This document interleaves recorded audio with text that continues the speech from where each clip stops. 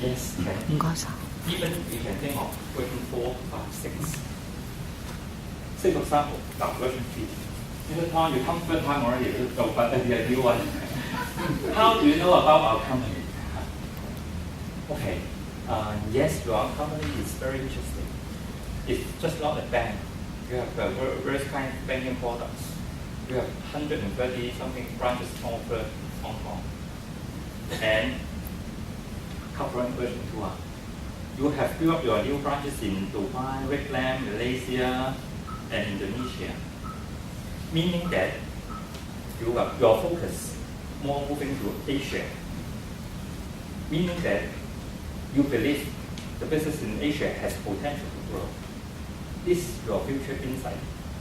Also, I read from the financial statements, you earn 1.35 billion in 2013, 1.78 billion in 2014, 2.13 billion in 2015. The trend is upcoming. First year, 5% increase, and then second year, 15%, in a very progressive way. Is this version 2 better? Yes, right. You agree. That means not only information, just as Samson has said before, big data. You collect many data, information to help you. The most important thing is not just collect information. You interpret things from the data and then draw conclusions, draw messages. That's the basic concept of knowledge management. You collect from a pool of data, you collect something and then you interpret it to make some meaningful message. That's another step further, so that's why version 3 is better than version 2 and 1. Version 4, sorry, no, at the time, for the time being, good enough. If you want to spend more time on it, if you are eager, if you have passion on the job, you can think of version 4. You show people, you show the employer that how much you like the company. If not for passion, how come you study so many things and can say so many things about the company? Even the interviewer may not have this kind of interpretation from all the general things from the website. So it shows how much you devote your time and effort for the job, for the company. This is passion. Passion means that I'm really eager. I love very much about that. It cannot be pretended. If you don't like the job, just like you said before, you just forget it. Don't apply for this. Don't apply for a job just because the salary is attractive. Because it cannot last for a few years. 2 weeks later, you find it very boring. You have to quit. Passion is something that really from your inside, that you really love, you like to know about that, and you want to study it, and you want to show people, show the employer how much you get from the information. With passion and enthusiastic. And then psychology of interview. What kind of mindset we should keep when we attend interview? These are basic things you can put in mind. Equality. Basically, people would think that when I apply for a job, of course I'm in a very inferior status. They are employer, they are superior. I beg for a job, I need the job. Not really like that. Equality, you are also equal. Although the decision on whether they take you or not is to them, it seems very superior. It seems that 100% they have the right to choose to say. But for your part, you are also making a decision. You are also assessing the company, assessing the person you are talking with, how good they are or how bad they are. We have cases that even when employers, okay, we take this candidate, we offer him a salary, him or her a salary of what the title is, that candidate will say that no. May say that no, when I attend the interview, they are very confused, they don't have really a nice meeting room to talk with me, and we are only talking to each other in an open area, a corner of the open area, people are walking around, and then the interviewer not very focused. They're asking questions and then picking up my phone and then wait for a little bit and then continue. You know, when the employers are assessing you, you are also assessing them. You can feel that this company is not that I think it's not a good company, it's not a systematic company. I don't like working in this kind of environment. So people sometimes even the offer may not take an offer. So it's not 100% one way, it can be both ways. If clever employers know about that, they should also present themselves in front of candidates, in front of you. They are not just one way assessing you. They should know that you are also assessing him or her. Trust. Of course, when we talk to the interviewers, we have to build mutual trust. So what you are saying, what you are talking to them should be real. Don't make up things, because when you make up things, it's difficult for you to continue the story. You will be able to find yourself that to come to telling a line, to cover another lines, and then to one another.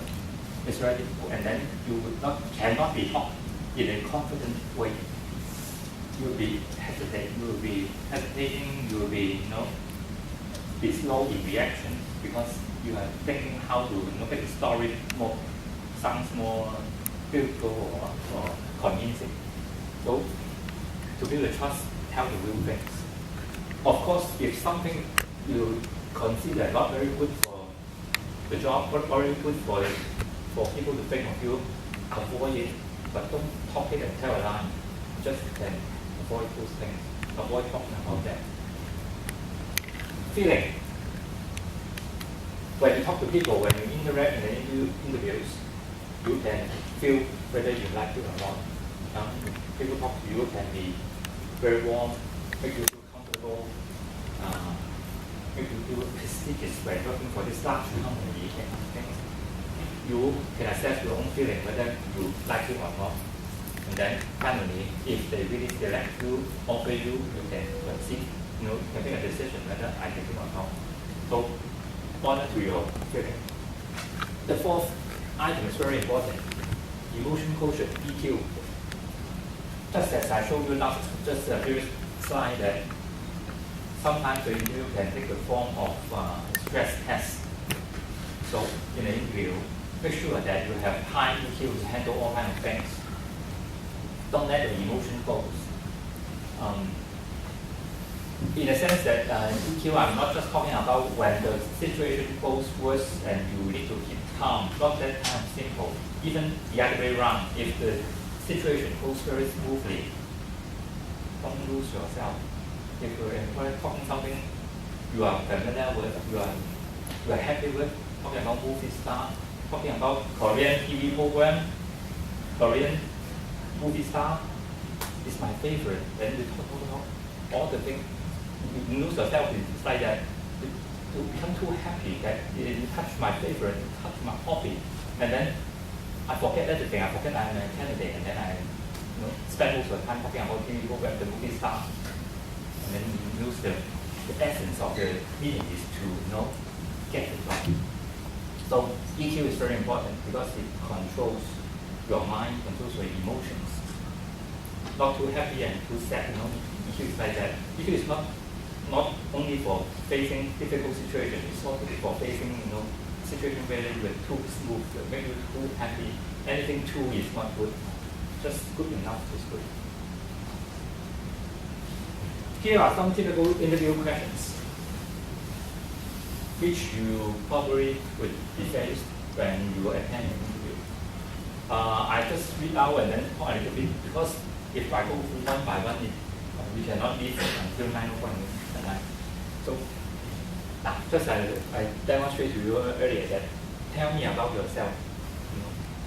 What can you share with us? This kind of things you have. You read these questions, you have. When you go back to home and then when you really got a phone call for interview, think of these questions. Get yourself prepared. But just don't look at the question and say that, I looked at it before, okay, that's fine. Look at it before is not good enough. You have to really think of the answer before you go into an interview. That's preparation. Preparation doesn't mean that you have something look at the eye inside, just have a look. As I said, you are not looking in-depthly enough. You are not thinking enough. Get yourself prepared is meaning that you really devote your time and effort in it. It's not simply I read it already, okay, I prepare. It's not. Don't treat yourself. Otherwise, you cannot be successful. Tell me about yourself means that you make a summary of self, including your studies. It cannot be too long or too short. Too long, meaningless. Too short, you cannot bring out the essence. So make a very short, precise and concise summary of the self. Think, for example, what kind of subject you choose in the university, a graduate, what kind of special experience I have, like I am a chairman of the student union, that kind of thing. If you have work, I have summer job in a magazine company or whatever, very short and concise. What do you know about our company? Just as that version 1, 2, 3. That's the time you show how much you have prepared for this kind of question. What do you know about our company? Why are you interested in our company?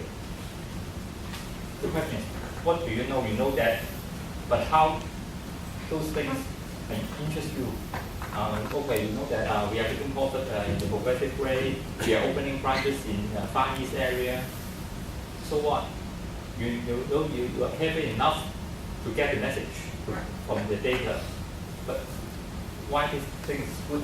How this thing attracts you to apply for a job is the second step.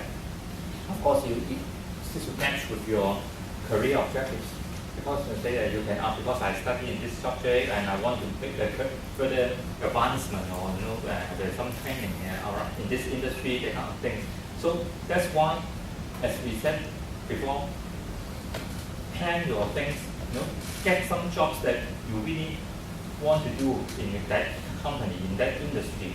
Don't apply the job just because it has salary. Otherwise, it's meaningless. So that's also demonstrate how this job matches with what you study, what you're planning. Why do you consider yourself suitable for the job? Show them, that's the golden time for you to show them what you have studied, how your personality matches with the job. I don't mind that I love figures, so that's why I'm good for the job of an analyst, that kind of things. So to think of something which is the elements of the job. Mentioning other things not related to the job itself is really don't help and make the employer feel that you are not focused, you are not getting the essence of things. Think for example, while I'm suitable, I like cooking, and then I want to have more friends to share that. That's meaningless. We are job related, job oriented. What is your career plan in the coming 2 years? It also shows how you know about the job. If you can say that, when I enter this job, I may be at the entry level or trainee level. After 2 years, 3 years, or 5 years, I want to learn something, and then after school to be an analyst, research analyst, or economist. And then after a few years, I want to, say for example, become more focused, become a sector analyst. Focusing your analytical work in a particular industry or sector. Say for example, I will be more focused on technology, TMT, and in short form, we say that technology, media, and so that you show to others that you have prepared something. You know how this job, how this role can evolve. How is the career ladder of this job? It's very, very helpful. People say that you really know about the job, how the progression will be. If you say that 2 years later I want to be a manager, it's very general. It's nothing.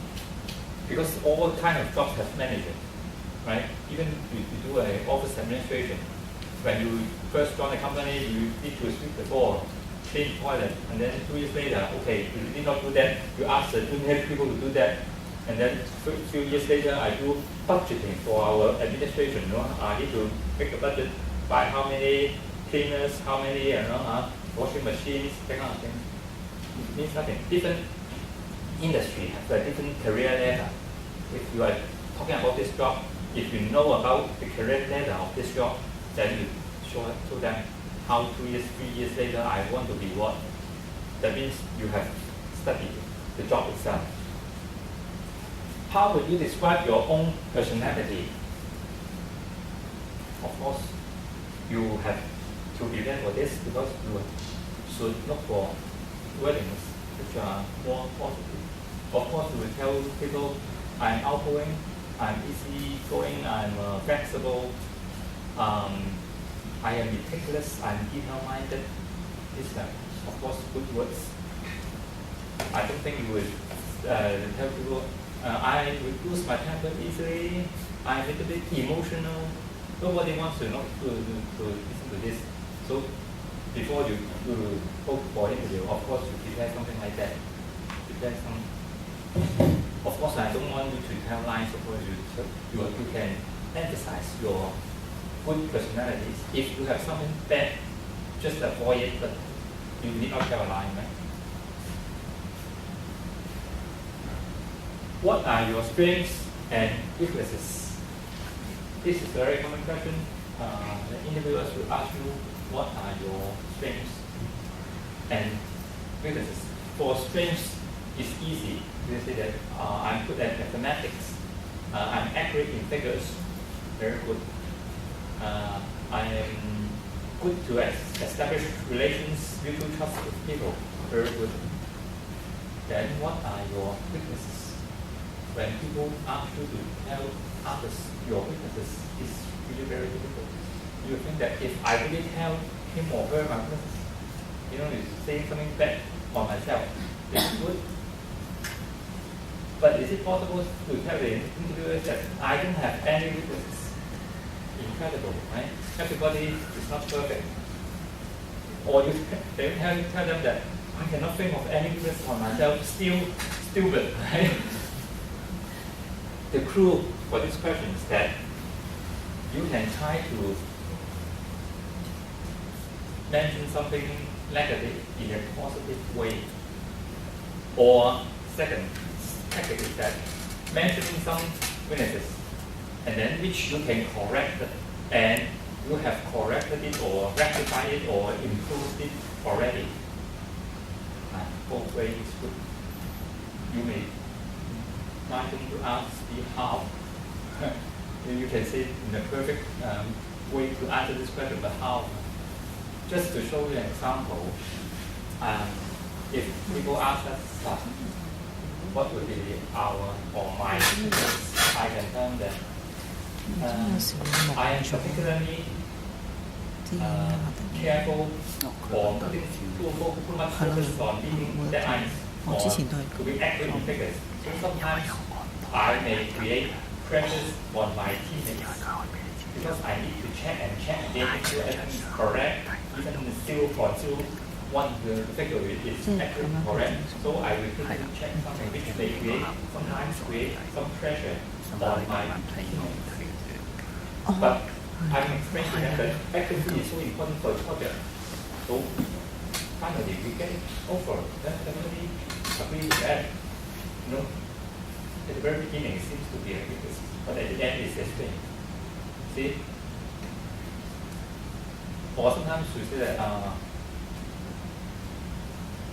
some weaknesses can be insignificant to the job. Then we can mention it. Say, for example, you are a IT programmer or system analyst, right, applying for this job. My weaknesses is to make presentations among groups. Okay, you don't need to do that in the future. You're a programmer. You just work with computers, with systems. Nobody asks you to make a presentation in groups. No problem. Right? Okay, right? Mention some minor weakness which is not relevant for the job. That's good enough. Okay. Why should we hire you? It's seems to be a question very challenging or make you embarrassing. You hire me, why you hire me? But actually, if you interpret the question in another way, that is another chance for you to make a summary of your CV. To me, it's very simple and easy. Why you hire me? Because, as you said in the advertisement, you need someone detail-minded, good interpersonal skills. I am the one. I have interpersonal skills. I work with you very well. Solid economic knowledge or major. I am a major in economics. Right? This is just another chance for you to summarize the CV items into one or two sentences. Why are you leaving or have left your job? For students may not be very relevant, but for people who have worked in this company and then apply to a job in another company, that may be useful. Think of the reasons, but be careful of the reasons. Because finally, when you graduated, you may work for a company, then sometime later you change your jobs, right? So still this question can be useful. Think of those reasons, be careful. Don't back out your previous employer. I know people sometimes very happy, okay, that's a good chance. My previous employer is crazy. He asked me to work until 10 o'clock at night, and then Saturday, Sunday, always call me in mobile phone. You know, I'm staying with my family, going to open park, and then suddenly talk all kind of things. So talking very happy on that, saying all kind of bad things against this company. Please don't avoid that. Why? Because the interviewer may tell you that we are doing the same, or even worse. So you may think something which happening in this company, so I think you can leave now, right? So because when employers asking this kind of questions, they are looking for two things. One thing is that what kind of things the previous employers are pushing you out from the company. That means what kind of bad things happening in your previous company that you don't like, so you choose to leave. Another direction is that what kind of good things that attract you to a new company. I think this is a push and pull factor. Push means that in the existing company there are bad things to push you out. Pulling factor is that in the new company there are something good that attracts you. So push and pull factor. So they want to look at these two factors, what kind of things are driving you to change from company A to company B. So if you are talking something positive, say for example, I joined another company because they have a chance for me to learn particular skills, to enlarge my scope in this sense, that would be good. If you are talking about something, like my previous supervisor is not good, we cannot work comfortably, we have some prejudice against me, that kind of thing, it's very dangerous because in this company, it may happen. Nobody say that your future supervisor is perfect or good. It may be the same. So also this kind of judgment is very subjective. So to be prepared for your answers for the reasons why you shift from one company to another. How do you handle stress? This is a rather open question, which is no right or wrong answer, but again, it would be a chance for you to show to people how you deal with difficult situations. Say for example, for a very aggressive answering style, saying that to me stress is not a very big issue because a suitable level of challenge can drive me to make things more perfect. So stress sometimes is not really stress. It can be a motivating factor to drive me to finish my daily projects, works. It can be like that. Or a more gentle way is that when we have stress, we are not happy in our work, we share with our teammates, we discuss with transparency, with mutual understanding, with communications. Always you can solve problems. So still okay. So if you can, you just spend more time of more positive way to deal with this kind of pressure, it can always help. Finally, success and failure for interview. Finally, whether you can be successful in the interviews, whether you can outperform the other candidates, whether you can really, perform perfectly in the interview and get the job, depends sometimes on these two factors. One, relative competency. Whether you are good enough, whether you are a good employee, whether you are capable or not, is not absolute. That means it's just a comparison. Whether you are good or not, just relative to other candidates. That means whether you are good or not, they need to compare with other candidates. That means if there are 5 shortlisted candidates to apply for the job, and then the interviewer is assessing whether you should take you or any one of the other 4. In most cases, it depends on how good you are when comparing with the other 4. If the other 4 are very worse, they perform poorly, then you don't need to perform very good. You are just good enough to be better than them, then you win the job already. But on the other hand, if the other 4 is strong performer, everybody has shared with me on these kind of things, then you have good competitors. So it's good or not really depends on yourself only. It depends on others too, which you cannot control. So just prepare yourself for those things you can control. For the others you cannot control, you just leave it. The second item is that expectation on compensation. When come to the final stage of interviews or assessments, people may touch on one aspect is that how much you expect to get from the job, how much salary you are expecting.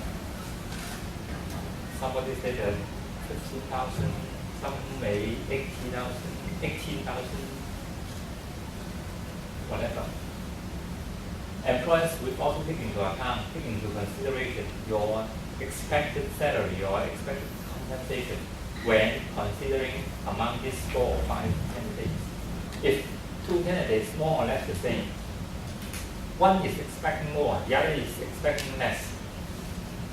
Of course, you can imagine the employer will tend to be more favorable to the one with lower salary because they make sure they can afford, they can make him or her happy with this job. If for some more or less the same quality but expecting more, they will worry that we cannot offer what he or she wants. Then maybe finally after 1 month, 2 months, where he applied to another job already, we cannot keep it long, and then we waste all the things we have done. We have to go for the recruitment exercise once again.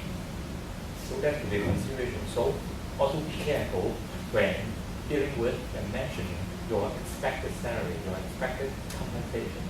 Be reasonable, or sometimes be open, open for discussion. We can match with the company's salary structure. Companies, especially for large companies, they have salary scales, salary structures for a particular position.